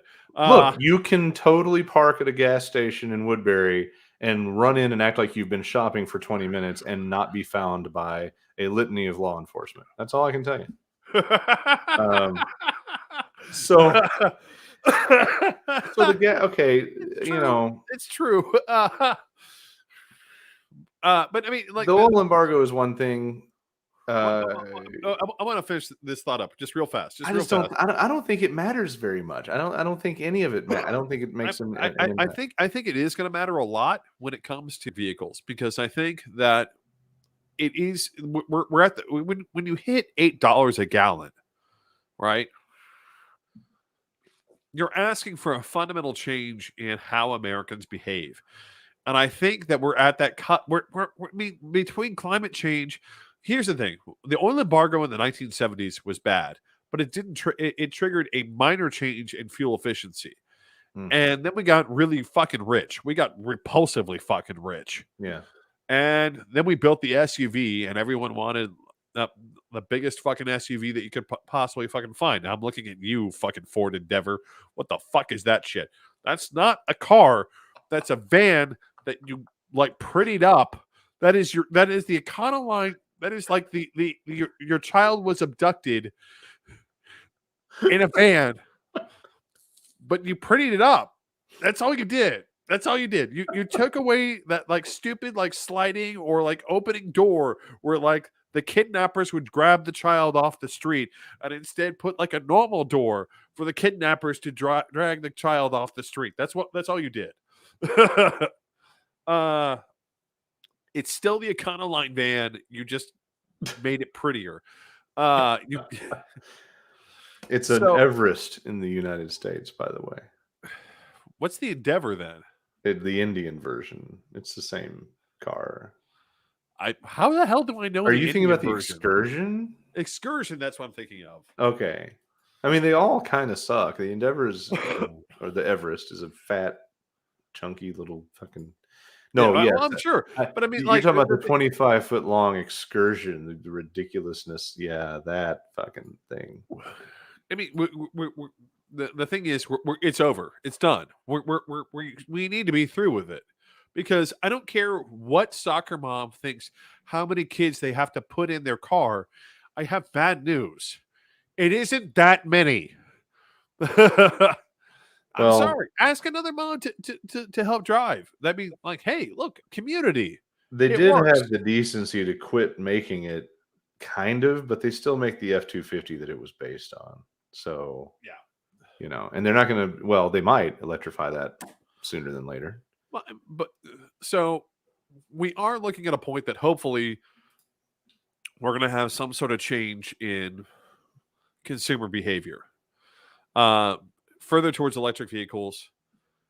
And yes, I hate to say it, but I would hope some more nuke plants opening up to provide energy that we don't have to rely upon any sort of fossil fuels or natural gas to power said vehicles. You said nuclear plants. That was a highlight of last week that we haven't talked about so far, where the Russians decided the smart thing to do would be to shoot at and around a nuclear power plant because, one Chernobyl's not enough. That blew my fucking mind, and that was the point. And this is a good way to talk about my very hawkish, blow everything up approach to this. That had me in frustration stitches when I was watching that on the news. Like, I think we were on one of our flights. Like, what the fuck? What the fuck? What the fuck? Sitting back being afraid of nuclear weapons has turned us into watching them basically create the risk of having a nuclear weapon born of a fucking meltdown in a plant. Like, I go back to, we should have been bombing the ever-loving fuck out of them as soon as they crossed into the country and handled it then. But now look, they're endangering a nuclear power plant. And how is it better to avoid the saber-rattling possible bullshit of Putin and his nukes while potentially allowing nuclear power plants to be blown the fuck up and become their own problem? And that brings us to the thing you've got your opinion, David, and other people live in very big fear that will have a full-blown, the World War III that they promised us in the commercials in the RoboCop opener. I'm just not there. I mean, and I'm doing the cold calculus. I'm looking at this like a board game. I admit it. I'm sitting here going, okay, so maybe something happens and maybe nobody can live in Indianapolis for 100 years. But no one can live in Indianapolis now, so I don't really see a difference. Damn. But it's, it's like, what's the math? And I wonder if we the US aren't sitting back waiting for him to do it to someone else so that we have an excuse to unload and obliterate Russia. And I realize there are a lot of Russian people that aren't into this. This isn't their war. They're either entirely brainwashed and lied to, like good little Trumpers, or they're against it and they can't speak out and they're trapped. And if we bomb Moscow, we're going to kill a lot of fucking people that didn't ask for this. But they also have kind of chosen to live under this piece of shit for all this time. It's never going to come to that. And here's why. I'm just to be very clear. He has nowhere to. I posted this on our page. He has nowhere to lash out at. Right? If he lobs a nuke at Europe, we annihilate him. Mm-hmm. Period. If he lobs a nuke at us, we annihilate him. Period. If he lobs a nuke at Ukraine, at best, we engage with conventional forces and wipe out his army and give him no other choice other than to try and launch a nuke. At which point we annihilate him. There is no. He is in check. He is literally he has his king on the board, and he's literally dancing around with his king, trying to find some way to keep out of check, because he fucked up. He walked into it. He walked into check. That's the best part. Well, I mean, also the worst part. He walked in check, and he is in check, and he just simply cannot find a way to admit to himself, shit, dude, just like put your finger by the king at the top, push, let it fall. How long do you think he can be in this loser stasis though before one of his, or how long do you think the punishment of embargoes and sanctions can go before somebody just basically walks up behind him and shivs his ass and takes over? I honestly, I think they better. Speaking of the situation on the ground, I think someone might have already tried. Two major generals on the front, Russian major generals on the front line were reported killed in action. Now, for those of you who aren't familiar with a major general is big deal. It's a big deal. You know what you don't do with a major general? You don't put them anywhere near the front line. Why? Because they're in charge of giving orders to a lot of different people, and if you kill them, that's going to seriously fuck up all sorts of shit down the line about giving orders, right? Because you've got to put someone else in their place, and they've got to get up to speed on what's going on from that perspective and do all those things. It basically be like firing the guy who was in charge of your internet on a Monday, and then trying to figure out how to get someone else in to manage all your internet connection and all your social media stuff as soon as possible while you're in the middle of a product rollout, right? It's bad news. So for that reason, you don't put a major general anywhere near a front line. But somehow the Ukrainians managed to grease two Russian major generals in this week. Why do you think that is? I don't think they did. I mean, I'm just saying. You think they defected, or? I think Putin killed them. Okay, interesting. I mean, because the thing is, there's no other, the Ukrainians should not have ever had an opportunity to kill these guys. Either the Ukrainians have the most crack badass fucking special ops team, which that they has could. ever existed. They might. They could. They literally a lot. They literally could have like a real life version of Mighty Morphin Power Rangers who are able to like phase through shit and jump way behind Russian enemy lines and way behind a whole line of Russian defenses and take out a high value target. Or you've ruined me, because now I'm picturing the Haim Saban version of this war, and there's like the theme music while they all combine their mech. Right? We combined our Ukraine special forces. But no, I mean, or Russian, push them down a flight of stairs onto some bullets. Yeah. Right. I don't see how you lose two major generals in the course of an offensive. And one of two things is true. Either the Russian offensive is so fucking disorganized that they have massive gaps in their lines. And when I say massive gaps, I mean, like you could drive the whole fucking like U.S. and Canadian freedom convoy straight up their ass, and they wouldn't notice until it's literally kissing the sphincter. Or, I mean, there is a version of this whole thing where Ukraine essentially wins and runs them out of their country with nothing but the limp dick help they've received from us that should have started 6 fucking months ago. And like their own ingenuity and badassery. I want to touch on that in just a second, but I want to come back to these two major generals dying this week. Their deaths don't make any fucking sense. Like the only thing that really makes sense. In other words, it's one of those things of, if you hear hoofbeats, think horses, not zebras. That's what they teach doctors when evaluating when diagnosing a patient's condition. If they have a bunch of little red bumps on their body, think chicken pox, not monkey pox or cow pox or something else, right? Test for chicken pox. There's no reason to test for cow pox unless chicken pox comes back negative, at which point, okay, well, maybe we have something different. When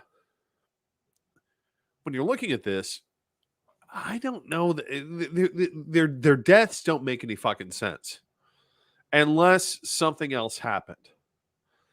And so I'm looking at this story and I'm hearing these stories about these generals dying. I'm like, were these guys maybe looking around being like, hey guys, we're at the front and we've been bullshitted. We don't have any shit. My troops don't like this, and the Ukrainians are really fucking well armed, and Putin told us they wouldn't be. So you think they were turned into naysayers and then they were deleted? Well, I'm saying that maybe in Russian tradition, maybe wanted to go look at their other generals and be like, are we sure he needs to be in charge still? Well, and also, like, anything's possible with him. I didn't learn enough until last week about the whole Russian Orthodox mysticism thing. Oh, you didn't know about this bullshit? I didn't know that. Oh my God. He's in this weirdo jerk off fantasy where he believes that there's some magic. I mean, it's more than it. It's crazier than George W. Bush believing he was chosen by Jesus Christ to be president at that time. It's crazier than all that. Oh, no. It's like Mormon nutty. It's magic underwear nutty. It's beyond that nutty. Oh, no. The Russian Orthodox Church has gone completely 100% fucking bunk nuts, goddamn crazy, in an attempt to reestablish its validity in Russian society. Like he thinks that he's just shy of the comical cartoon Anastasia version of Rasputin with the whole like spinny green eyes and magic powers and shit. Like, he apparently thinks that magic and God have ordained him to return czars to the reality of the Russian Empire, with himself as obviously the new czar, right? Like, it's loony as fuck. So the idea that he might make sure a couple of generals are offed for questioning him, like, I always just thought he was a sinister piece of KGB leftover shit. No, he's worse than that. No, he's a sinister piece of KGB leftover shit, reanimated as a Russian Mr. Hanky. Like, I don't agree. He at every step he's always proven that he's more than happy to placate the church, but he's never actually shoved the whole pipe in the lasagna, if you will. I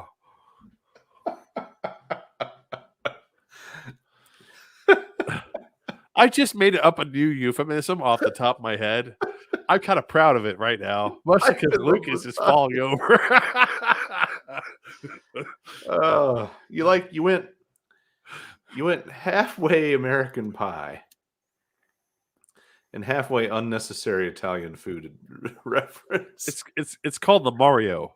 So, well, you better get to Urban Dictionary and enter. You better get to Urban Dictionary and enter your definition so you can lay claim to it. If you've never created an Urban Dictionary term as an original entry, what have you even done with your life? I did. I created one. I coined the term blackout dates on Urban Dictionary. It was I think the definition I applied was something about when all the people you're sleeping with are on the rag at the same time. Blackout dates. So you got to get there. After this, you have to promise us you're going to pipe in the lasagna is going to be a new entry before midnight. Also So, known as okay. Mario. So this, oh God. So, all right. I don't think the oil thing is going to matter. I don't think the sanctions are going to matter. You had the oil thing is sanction- going to matter mostly because it's gonna have short term pain and it's going to be hard. And like everyone in Europe understands that it's going to be hard short term pain. It's going to suck. Yeah, but in Russia, do they give a fuck? Because I really feel like he wouldn't have gone into this if he didn't know that everybody would throw all the pansy measures at him, and then also accept his nuclear bluff or threat, depending on what it is. Okay. So this is where he's gone every single time, right? So let's go through Putin's entire career of where he gets his power. First place he gets his power. Yeltsin goes into Chechnya in 92 because Chechnya declares independence. A bunch of fucking weirdo fucking peasants. I'm not even saying religious at this point. Just weirdos. These aren't proper. Like you can try and make some analogy to the Circassian nation or these other things that are out there. Yes, I know way too much about this. They have a flag. It has stars, little arrows and shit. So does the South. Go look it up on Wikipedia. It'll be fun. It's a wonderful rabbit hole to go down. But Yeltsin tries to bring Chechnya back in. Yeltsin loses to someplace smaller than Connecticut. Right? And it's bad. It's real bad. And then the Chechens turn around and they say, we don't have actually any natural resources. We didn't think out this independence thing really well. But what we can do is if you want to kidnap someone and ransom them for money, you can hang out here and like give us a cut. That'll work, right? You'll give us some money. Okay, that'll work. Also, we're kind of Islamic, but not really. I don't know. We haven't actually had real religion in 75 fucking years. So yeah, you guys with the beards and the whole Allahu Akbar stuff going on, you can hang out too, right? And then shit starts to go south in Russia, right? Kidnappings, bombings. And Yeltsin doesn't have an answer, right? Because Yeltsin already tried to go down there with the entire fucking Russian military, and they lost to Connecticut.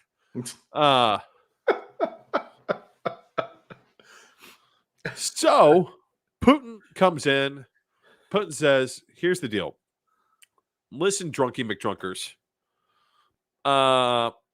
You're going to take a nap and probably not wake up in about 3 months. But before that happens, you're going to make me your successor. Because otherwise I make you take the nap now and you don't wake up now. Mm-hmm. Putin becomes president. Putin goes in. And this is how we know what's going to happen in the Ukraine. Is Putin goes in and back to Chechnya and he levels the whole fucking place. Because his whole style is, if I can't win, I'll just break everything. Precisely. He's that asshole that gets their nuts handed to him in a fucking martini glass in a game of Risk, and after they realize they're fucked, they just flip the whole board. Right. But that's the thing. Like, Putin was never fucked, at least in Chechnya. Putin knew what he could do. Putin says, I have an air force. Chechnya doesn't have an air force. Chechnya is Connecticut. Connecticut doesn't have a fucking air force. I can just bomb the living shit out of these people and completely level their entire country, and I can win. And that's what I'm going to do. And oh, by the way, fuck war crimes, fuck anyone, any Western media outlet even taking a look at what I'm doing. I'm going balls to the wall, nasty, right? And he went in and he was nasty. And then once he was done, he found the nastiest motherfuckers that he could possibly find and put them in charge. Mm-hmm. Right?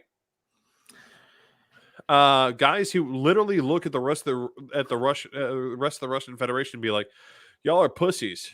I have 3 wives. And no one cares. One of them is 9. Shit. All this time talking about Russia and Connecticut, all of a sudden you take a hard right to Utah. Right? Exactly. So I mean, like, that's what he did in Chechnya, and then he turned around and he did it again in Georgia, right? South Ossetia and Abkhazia. He goes in. Now he doesn't go in as hard because he was a little afraid that if he took Tbilisi, which is the capital of Georgia, the West was going to finally have to put its foot down and do something about something, right? So he backed off and he just shaved off these little bits off the edge of Georgia. And meanwhile, he had this little bit of Moldova that he carved off, right? God. Yeah. Oh God, you read about Transnistria. Oh, so for boys and girls, children of all ages, I made Lucas go down a Wikipedia hole Last night, I think it was last night. It was last night. Learning about what's up with the Transnistria. Russians staging from Moldova. What the fuck is that about? And then he informed me a tract of land about as wide as my forearm in the fucking edge of Moldova belongs to some Russian sympathizers that have a fake nation. I mean, but it's seriously like it's fucking fucked. It is so like everyone has to dress in traditional dress, like lederhosen kind of things, and like floral dresses and Slavic Disneyland. all it is Slavic Disneyland, dude. It is scary as fuck. So let's talk about the sanction. Do you think the sanctions are gonna? Well, hold on. Mark poses a good question. Is it possible the generals just underestimated Ukraine and got ganked? I mean, yeah, it's possible. No, I mean, like the top ones, yes. Like the 1 stars, no, or what we would call the 1 stars. I don't know what the equivalent is in Russia. So sanctions were your second big pillar on this, and I just don't have a lot of faith that the sanctions matter. I think it's a pansy maneuver. I'm sick of the pussyfooting around. I really want to rip this Band-Aid off and close the fucking airspace and dare them to attack. And I would be okay with some, US or NATO planes being a little bit patsy, laying back, letting the Russians give them some shit until the Russians fire on a target and then they blow them out of the fucking sky. But I'm really just over it. I want to rip off the Band-Aid. Let's shoot down all his fucking planes. And then if he throws a bitch fit and launches some kind of nuke, let's level his country if that's what it takes and move on with free humanity. I think the sanctions are actually going to work because or they work in concert, right? I think if we continue combined with having their ass handed to them by a Ukraine that they underestimated, you're thinking like it's all a pressure cooker. Because I think if Russia, because right now Maersk, basically all the major shipping firms have refused to stop carrying goods to Russia. Yeah, that's bad. Russia is an import dependent nation. Russia doesn't export anything except energy. But where does the pressure come from, David? Like, how do you create a pressure on a population that isn't allowed to speak out? I mean, he'll throw his whole country in prison before he'll do anything differently. Well, but he can't throw his own country in prison. The czars tried that, and look where it got them. I mean, he's magic. He's Russian Jesus magic or something. Do By they the way, even do Jesus? I wanted to come back to that just real fast. He doesn't actually believe any of that shit. He's a devout atheist. He doesn't actually believe one word of that. He's an opportunist. He's an opportunist.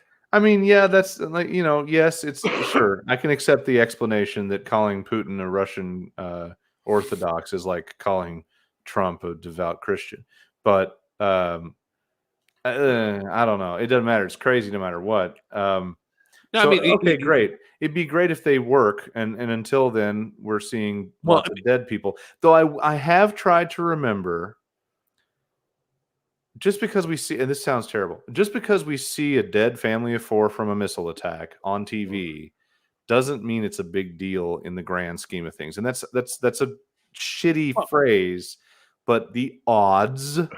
Let's talk about the numbers. Yeah.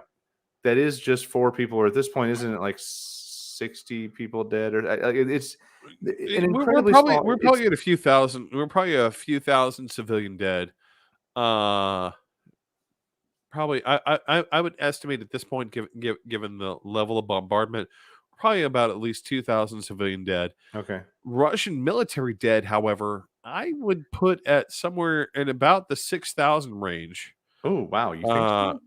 Yeah. I thought it was just a few hundred, depending on who you asked. If the Russians are saying, if the Russians are saying 451, I would say it's probably a few thousand. I would put it in the 6,000 range.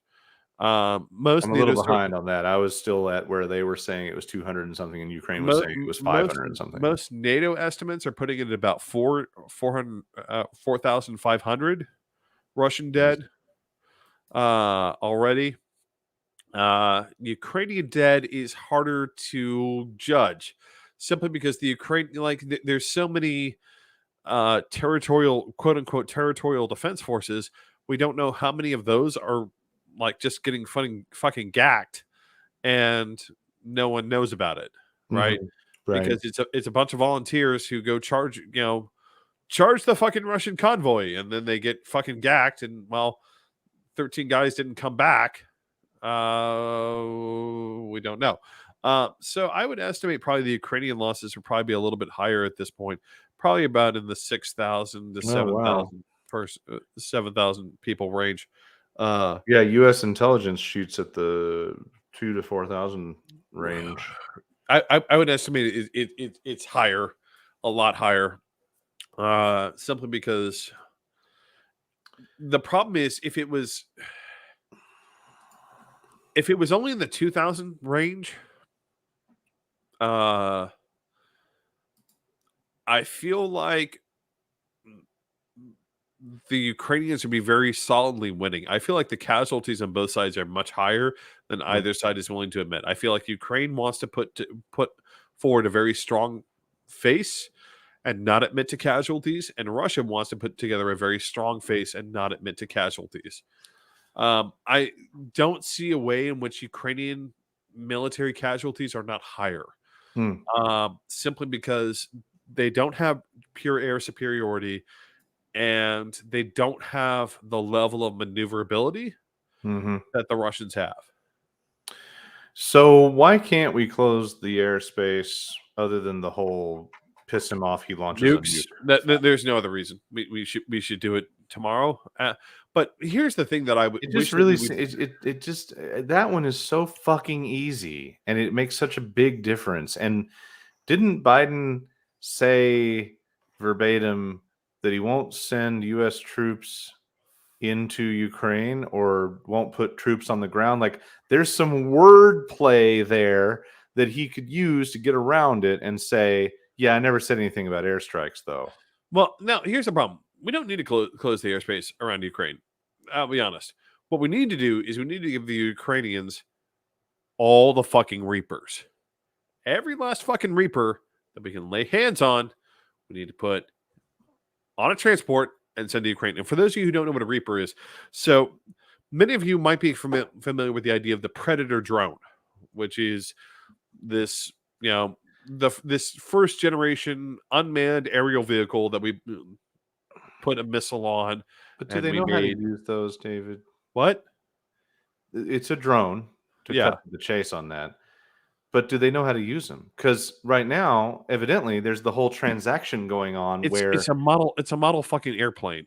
I mean, I get that, but there's still going to be a training curve. And right A little now, bit. the latest on the air thing that I had heard was that the U.S. was brokering a deal for, is it Poland? Yeah, so Poland still Send has their MiGs, Poland still has MiGs in their air which force. the Ukrainians already know. Yeah, just to And clarify, then the U.S. would backfill them with F-16s as a yeah.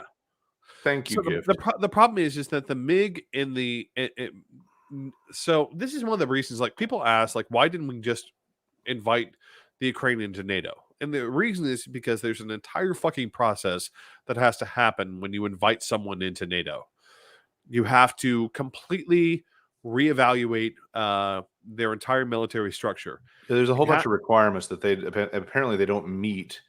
no. But One of them, though, has to do with the organization of their military, and it turns out that the decentralization of their military command is what's helping them now. So exactly. I Right don't know if now, NATO has the right idea on that. well, no, NATO has the right idea with the centralization, because the idea is that if, I don't know, if the Russians fucking nuke us and you have a Polish, Kranj commander and a, German sub-lieutenant, who the fuck is in charge of the unit? Because it's all supposed to be one unified command. Who the fuck is in charge of the unit? Okay. Well, turns out the Polish Kranj commander is in charge of the unit because he has a different NATO ranking, right? So here's the sub-lieutenant. He's down here. Here's the Kranj commander. They all have different names for shit, but there is a unified NATO ranking system for who's in command at what point. That's number one. Number two, every NATO nation has to have the same ammunition, has to be able to interlink their air defenses, has to be able to interlink their fighter jets, has to be able to interlink their encryption codes. But Like, it's more than that, though, right? Like, there's a certain amount of this that was just, let's not admit them because it'll piss off Putin. But a hell of a lot of good that did. I'll be honest. I think it was a little bit that, but also it takes a lot of money, actually, to get all your shit up to NATO spec. Really, it does. To get everything, like, Poland is barely there. The Baltic states were admitted entirely in violation. Okay. They were just like, no, we're not letting the Russians have this shit again. Let them in. But I mean, it's an entire process. Yeah, I don't know enough military jargon to understand Mark's comment here. And 04 outranks in 01. That again, like, NATO has a system where it's like, oh, I'm a lieutenant in the U.S. Army. I'm in 01. That guy is an 04. And that clarifies things. This is why these are the things that we have to do, like standardization of ammunition, right? Every NATO country, this is an example. That one. This is an example that used to happen in the Warsaw Pact that was so fucking scary for the Russians. Was if you had ammunition manufactured in Bulgaria or Romania, when they were members of the Warsaw Pact, you could pretty much be guaranteed that wasn't going to actually do whatever you wanted it to do. Bullet, not going to fire. Missile, not going to work. It was basically almost halfway guaranteed to fuck up. Romania and Bulgaria are now members of NATO, and now there's a NATO inspector general who will show up at their armaments factory and be like, I want that bullet. Give me that bullet and fire that. If that doesn't fire, we're having a talk. Right? Bulgaria and Romania have standardized NATO ammunition. So every one of their soldiers. So if I pick up a Romanian bullet, if I pick up an American bullet, if I pick up an Italian bullet, I pick up a German bullet, a French bullet, a Dutch bullet, a Danish bullet. I can load it into my rifle. Sure. Yeah. That's part of the point. It's unfortunate and sad how much of this is based on military standards. But, right. I mean, when you got assholes like Putin, that's what you got to have. But I mean, like, that's one of the things that if you asked Ukraine, hey, can you reform your armaments industry to meet NATO specifications? Well, not yet. So is there such a thing as a provisional membership where we could just like bless them with that status in the soon rather than the later? No. We made that on purpose. Which was that should be a thing, and we should also kick the fucking Russians out of the fucking security. Well, I mean, we should. I mean, but again, here's one of the things that I keep on pointing out, which is Putin has nowhere to move. He can't launch nukes. Everyone keeps on getting upset about like, oh, Putin's going to launch nukes. He can't. Well, everybody will send you a YouTube video with all these missiles going everywhere in the world at the same time. No one's that fucking stupid. Not even that fucking Russian asshole. And if he was, literally there's a bodyguard somewhere with a bullet with his name on it. I feel like even if everybody fires all their shit, they're going to fire it at Russia. Like it just. By the way, that I'm going to be honest, that's still not good. But I mean, no, Russia's not going to launch. They're not going to launch, and here's why: it's his only card to play. It's his only card to play. Once it's played, it's over. Exactly. And he loses. He automatically loses because he doesn't have what's called, we talked about this last week, but I'm going to refresh everyone about it. First strike and second strike capability. First strike means I can launch and completely wipe out my enemy's ability to launch against me permanently. Second strike capability means my enemy can launch against me and then I can launch in retaliation. The problem is Russia no longer has second strike capability. They don't have any nuclear submarines left that can reach the U.S. coast. We have tons of nuclear submarines that can reach their coast and are currently parked off their coasts ready to launch. So even if the Russians launched at us, we would still annihilate them. But again, assuming that they launched at us, we also have better missile defense, better interceptor systems, better systems to divert their missiles. And on top of that, they're not even guaranteed to be able to launch all their ICBMs at this point. We've just watched their military.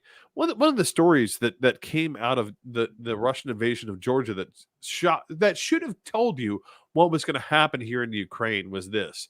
The Georgians figured out pretty damn quick that 50 caliber machine guns would penetrate Russian armor because they hadn't been maintaining the machines. Do you think they're maintaining the fucking nuclear warhead they buried in the ground? Right. Yeah. There's a lot of fluff and hoopty driving going on. I mean, that's really what it is. They're talking a big game and showing up with a rusted out Caprice. Exactly. So I mean, like, you talked about the situation on the ground being the third major rail. I guess this is some of that, right? Like, yeah, the situation on the ground sucks for them.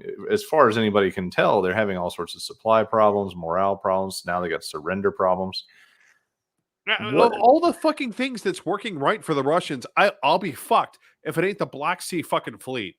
I'll be fucked. Like literally, like if you wanted to prove to everyone that you were somewhere above a pedophile, but below a child murderer, the Black Sea Fleet was for you.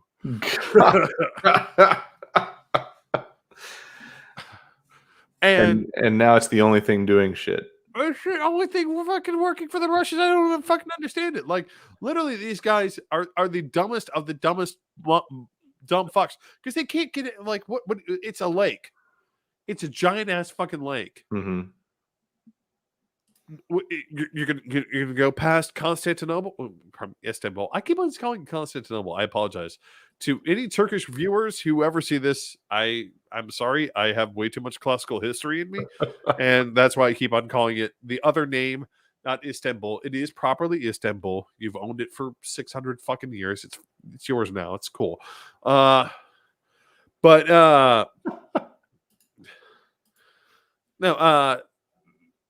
What are you gonna do? Like drive your destroyer past the giant defenses at Istanbul? Well, no, you're not gonna do shit.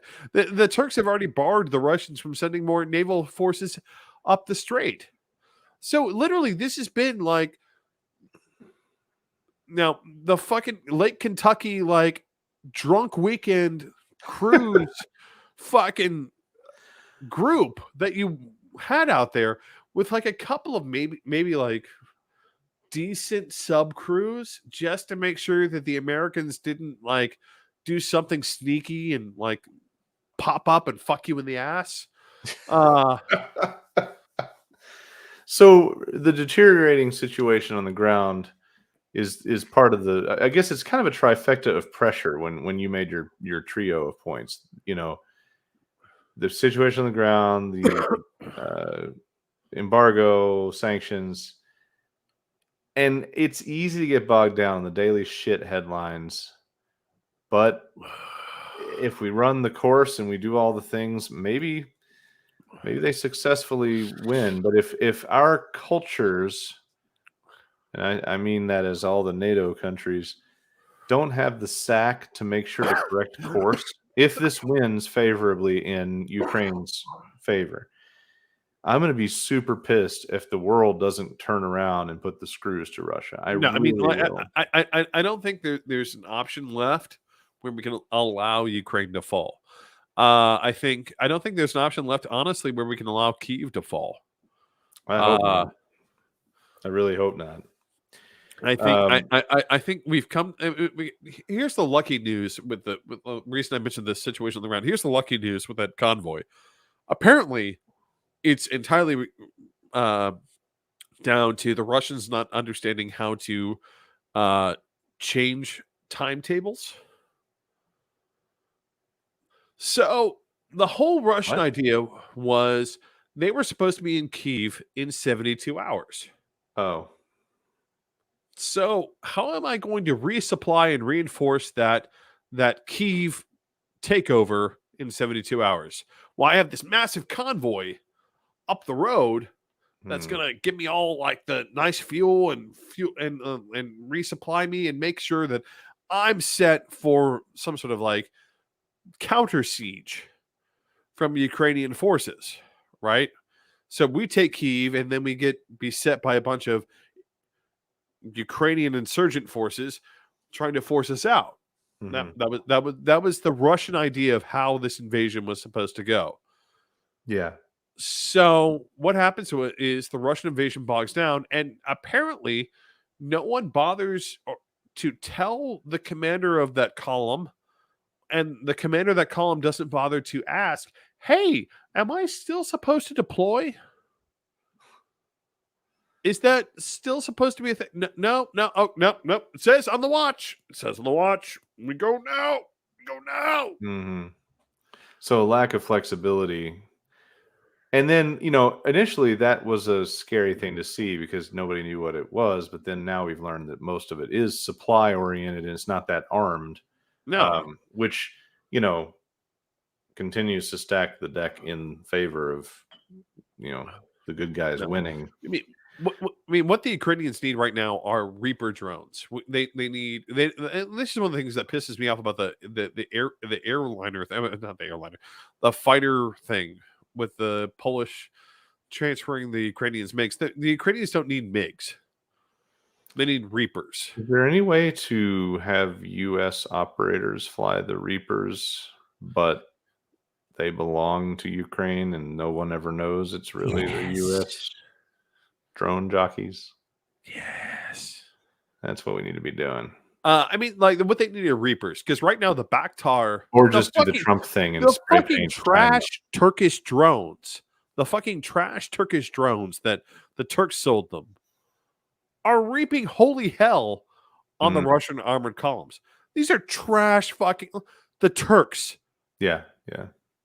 Brave innovators and amazing constructors of unmanned aerial vehicles, having supplied them with the finest of wares, the Bactar.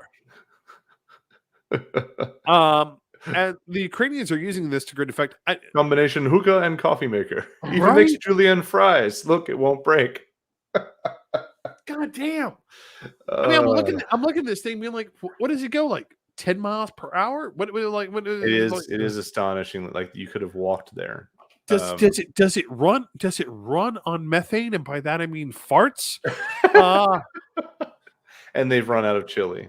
right. I mean, I don't understand. Like a reap. The only reason I can feel like we're holding back the reapers is because reapers are not easy to see on radar.